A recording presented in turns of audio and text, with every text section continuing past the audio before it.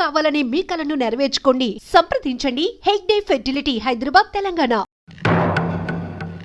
ఇదేంటి లాయర్ గారు, ఆస్తి మాత్రమే 3 వాటాలుగా రాశారేంటి?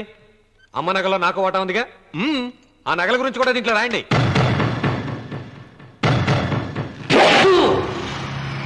అది మీ తాత పిత్రార్జితం కాదు, నా స్వర్జితం కాదు.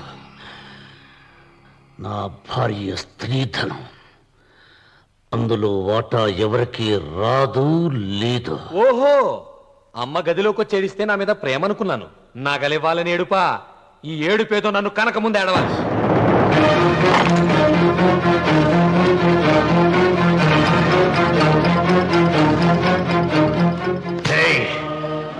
నీ అమ్మను ఎంత మాట అన్నావురా?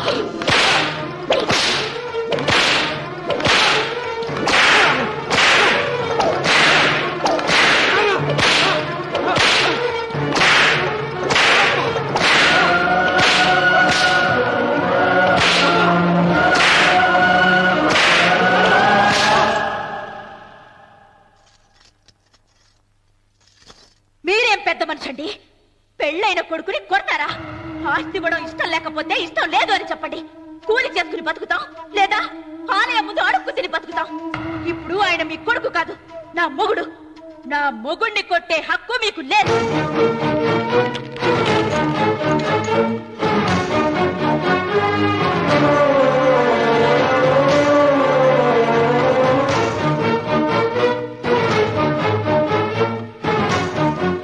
రఘు, నీకు కావాల్సింది ఈ నగలేగా, తీసుకొచ్చాను.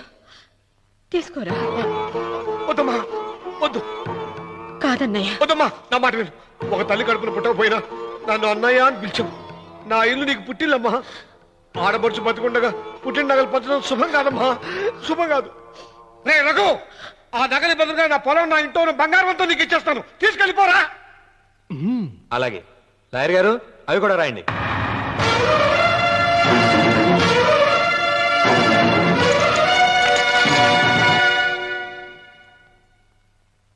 నాన్న, నాకు ఆస్తక్కర్లేదు.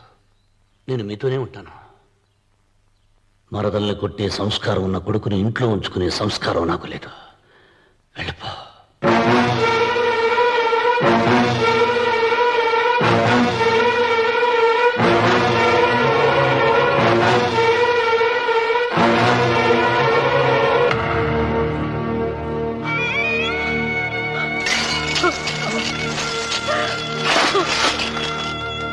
సీతమ్మ, అమ్మా సీతమ్మ, సీతమ్మ. ఒరే రావుడు, నాకేదో భయంగా ఉందిరా. ఆ దేవుడి శాపం తగిలింది. లేకపోతే నీ కుటుంబం ఇలా ముక్కలైపోవడం ఏంటి? నా మాట విను, వెళ్ళు. ఆ శివలింగాన్ని తిరిగి తీసుకొచ్చి యథాస్థానంలో ప్రతిష్ఠించరా.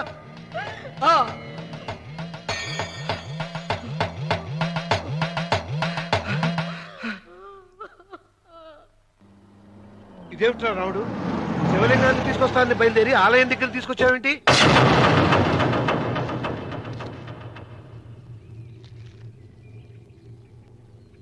ఎలారా ఈ ఆలయాన్ని పడగొట్టాలి? ఎప్పుడురా సంబశివరావు పొలం నా సొంతం అవుతుంది? వెంకన్న, నా పట్టుదల కోసం నేను ధరించిన ఈ నల్ల చొక్కా ఎప్పుడురా మార్చేది? ప్రతీకారం కోసం ప్రమాణం చేసి వేసుకున్న నా తండ్రి మొలతాడు ఎప్పుడురా నా మెడ నుంచి ఊడిపడుతుంది? వెంకన్న, చెప్పరా. ఆ ఆలయాన్ని పడగొట్టి ఉపాయం చెప్పు. ఇంత జరిగినా కూడా నీ అహంకారం తగ్గలేదురా?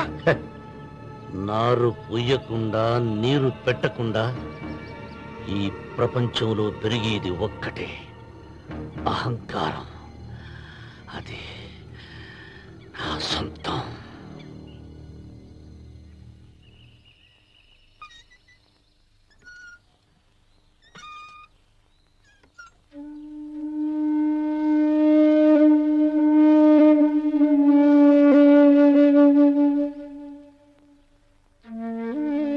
పిల్లలు వెళ్ళిపోయారు, కోడళ్ళు వెళ్ళిపోయారు. వచ్చే రాఖీ పండుగ నాటికి ఇది కట్టడానికి నేను కూడా ఉండకుండా వెళ్ళిపోతానేమో. అవే మాటలమ్మా. నువ్వు నిండు 100 ఏళ్ళు బతకాలమ్మా. 15 రోజులు కూడా పిల్లలు లేకుండా బతకలేకపోతున్నదని 100 ఏళ్ళు ఎలా బ్రతకలన్నయ్య?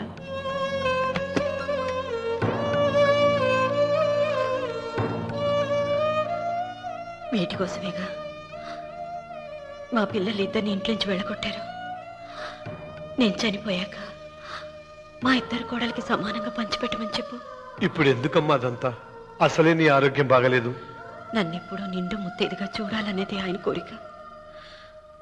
పోయే ముందు ఒక్కసారి నిండుగా అలంకరించుకోవాలని ఉందన్నయ్య.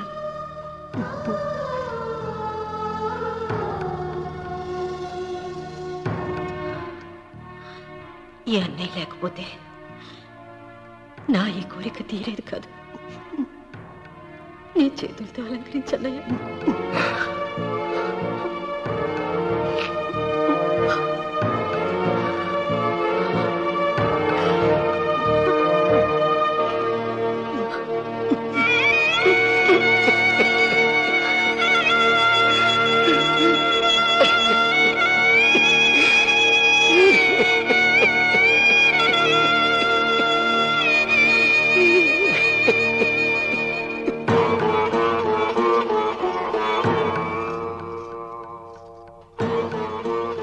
ఏమిటి సీత?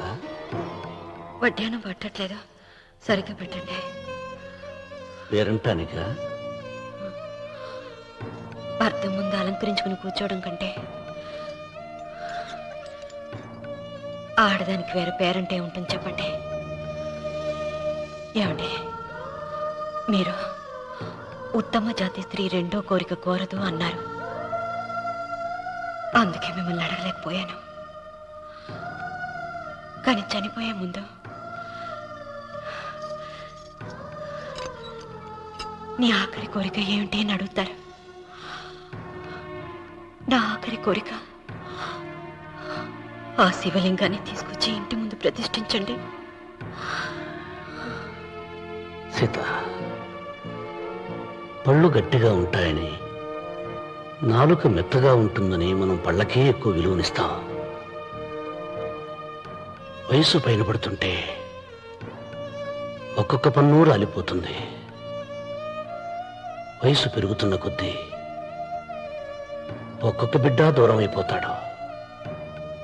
కానీ నాలుక మాత్రం భర్తకు భార్య లాంటిది, భార్యకు భర్త లాంటిది. బ్రతికినంతకాలం తోడుగా ఉంటుంది. బిడ్డలు దూరం అయిపోయారని ఏదోదో మాట్లాడుతున్నావు. సీత, నా మీద కోపం వచ్చిందా?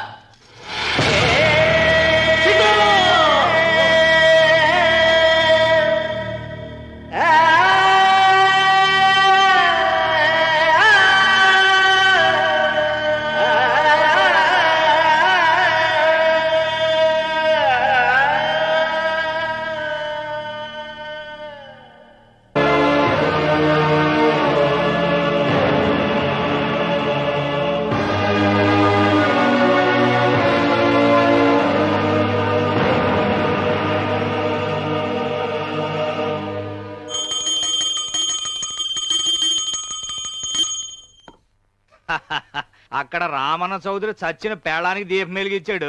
ఇక్కడ ఈయన అమ్మూరికి ఆరతి వెలిగించాడు.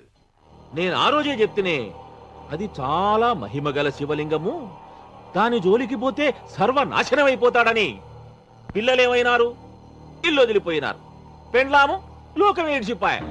ఇక రామన్న చౌదరితో పాటు ఆయన వంశం కూడా గబ్బులేచిపోతాడు. ఒకవేళ భయపడి ఆ శివలింగం మళ్ళీ యథాస్థానంలో పెడతాడేమో. పెట్టడు. పెట్టాలని ప్రయత్నిస్తే ఎట్లా ఆపాలనో మనం చూసుకుందాం.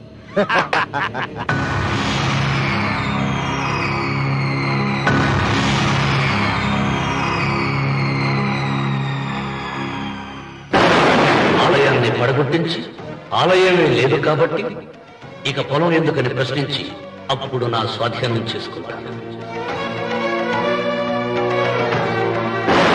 అమ్మవారి ఆలయాన్ని నువ్వు తాకలేవు.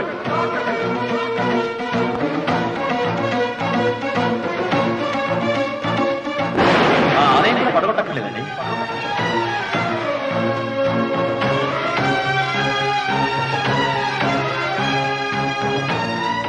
నీ వంశం నిర్వంశమైపోతుంది.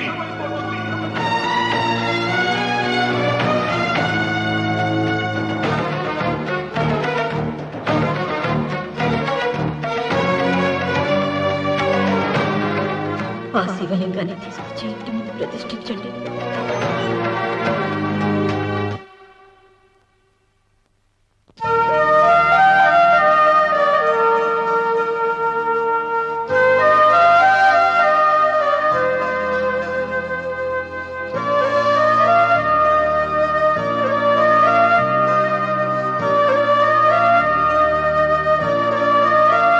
రావుడు 6 నెలల తర్వాత నీకు శుభార్త, నీకు మనవడు పుట్టాడు రా.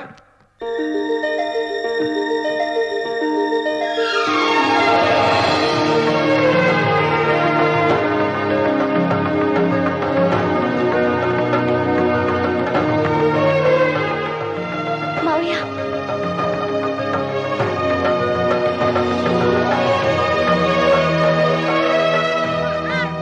నా వంశం నిర్వంశమైపోతుందని జటాధారి శపించిన ఎదిరించి నా ఇంట పుట్టిన మొదటి వంశాంకురం.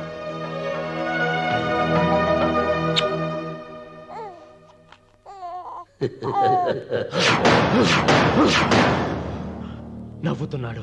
ఆ రమణ నవ్వుతున్నాడు. మళ్ళీ నవ్వుతున్నాడు. వాడు నవ్వుతున్నాడు. వారసుని పుట్టాడని హాయిగా నవ్వుతున్నాడు. వాడి ముఖంలో ఆనందం కనిపిస్తే నీ జీవితంలో నిప్పులు పోసుకున్నట్టే తెలుసా?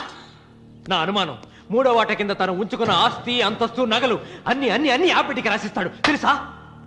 మొన్న డాక్టర్ పరీక్షించి ఏం చెప్పింది నీకు? పిల్లలు పుట్టే అవకాశం చాలా తక్కువగా ఉంది అని చెప్పలేదు? చెప్పు.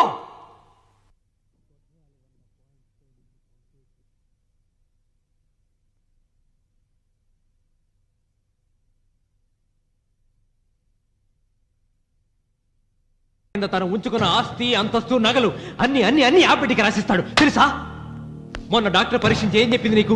పిల్లలు పుట్టే అవకాశం చాలా తక్కువగా ఉంది అని చెప్పలేదు? చెప్పు. గొడ్రాలు అన్న పాయింట్తో నిన్ను పంపేసి మళ్ళీ కొడుక్కి పెళ్లి జరిపిస్తాడు. దిక్కుతోచని నువ్వు ఆత్మహత్య చేసుకుని చచ్చిపోతావు.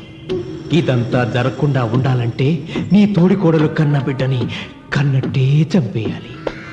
ఈ భయాలేవి పెట్టుకోవద్దు. మీ నాన్న గుండెల్లో కత్తి కసా కసా దింపిన కసాయి వాడి మీద పగ తీర్చుకుంటున్నాననుకో, అంతే. బిడ్డ చచ్చిపోతే దిగులుతో రుక్మిణి చచ్చిపోతుంది. ఆమె పోతే ఈ ఇంటికి, ఆ ఇంటికి, అసలింటికి అన్నిట్లో నీదే పెత్తనం. హా!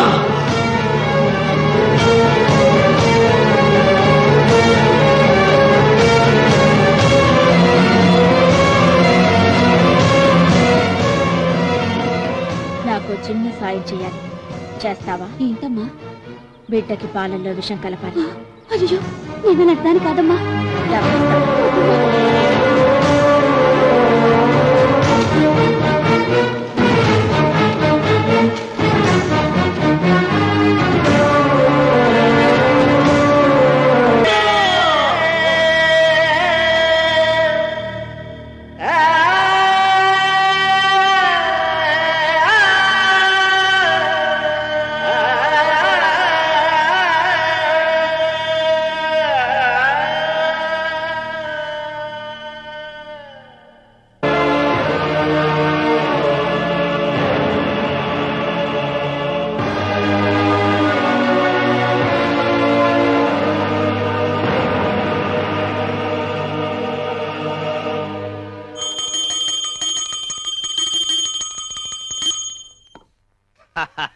అక్కడ రామన్న చౌదరి చచ్చిన పేళానికి దీపం వెలిగించాడు. ఇక్కడ ఈయన అమ్మూరికి ఆరతి వెలిగించాడు. నేను ఆ రోజే చెప్తేనే అది చాలా మహిమగల శివలింగము, దాని జోలికి పోతే సర్వనాశనం అయిపోతాడని. పిల్లలేమైనారు? ఇల్లు వదిలిపోయినారు. పెండ్లాము లోకం ఏడ్చిపాయ. ఇక రామన్న చౌదరితో పాటు ఆయన వంశం కూడా గబ్బు లేచిపోతాడు. ఒకవేళ భయపడి ఆ శివలింగం మళ్ళీ యథాస్థానంలో పెడతాడేమో. పెట్టడు. పెట్టాలని ప్రయత్నిస్తే ఎట్లా ఆపాలనో మనం చూసుకుందాం.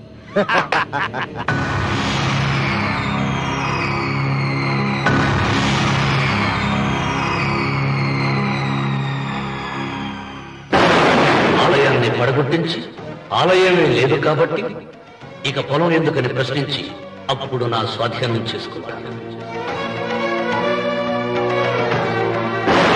అమ్మవారి ఆలయాన్ని నువ్వు తాకలేవు.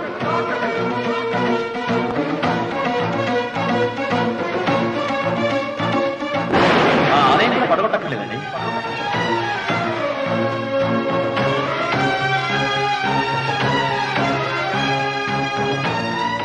నీ వంశం నిర్వంశమైపోతుంది.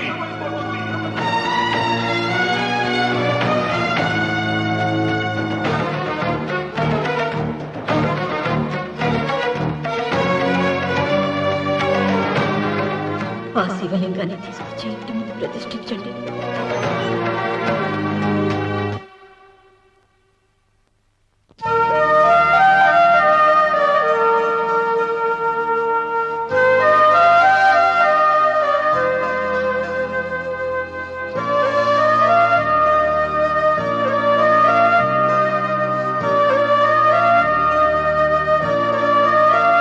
రావుడు, 6 నెలల తర్వాత నీకు శుభార్త. నీకు మనవడు పుట్టాడురా.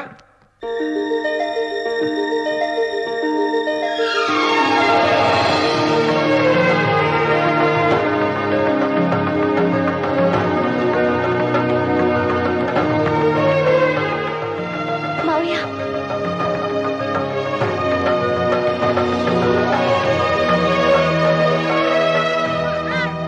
నా వంశం నిర్వంశమైపోతుందని జటాధారి శపించిన ఎదిరించి నా ఇంట పుట్టిన మొదటి వంశాంకురం.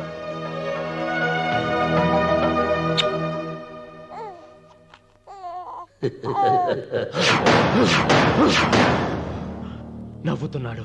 ఆ రమణ నవ్వుతున్నాడు. మళ్ళీ నవ్వుతున్నాడు. వాడు నవ్వుతున్నాడు. వారసుని పుట్టాడని హాయిగా నవ్వుతున్నాడు. వాడి ముఖంలో ఆనందం కనిపిస్తే నీ జీవితంలో నిప్పులు పోసుకున్నట్టే తెలుసా? నా అనుమానం 3వ వాట కింద తను ఉంచుకున్న ఆస్తి, అంతస్తు, నగలు అన్ని అన్ని అన్ని ఆ పెట్టి రాసిస్తాడు తెలుసా? మొన్న డాక్టర్ పరీక్షించి ఏం చెప్పింది నీకు? పిల్లలు పుట్టే అవకాశం చాలా తక్కువగా ఉంది అని చెప్పలేదు? చెప్పు.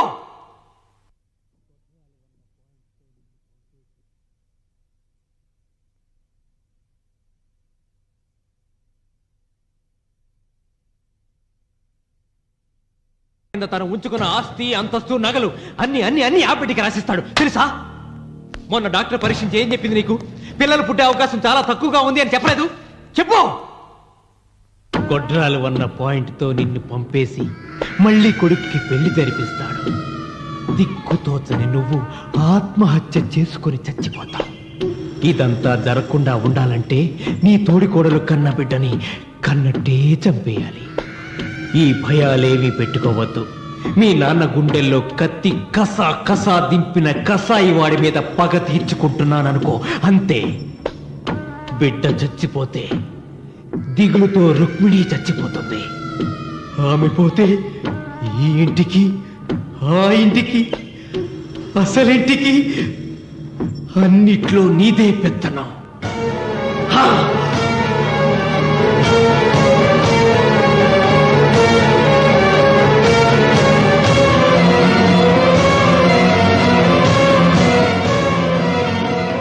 నాకు చిన్న సాయం చేయాలి.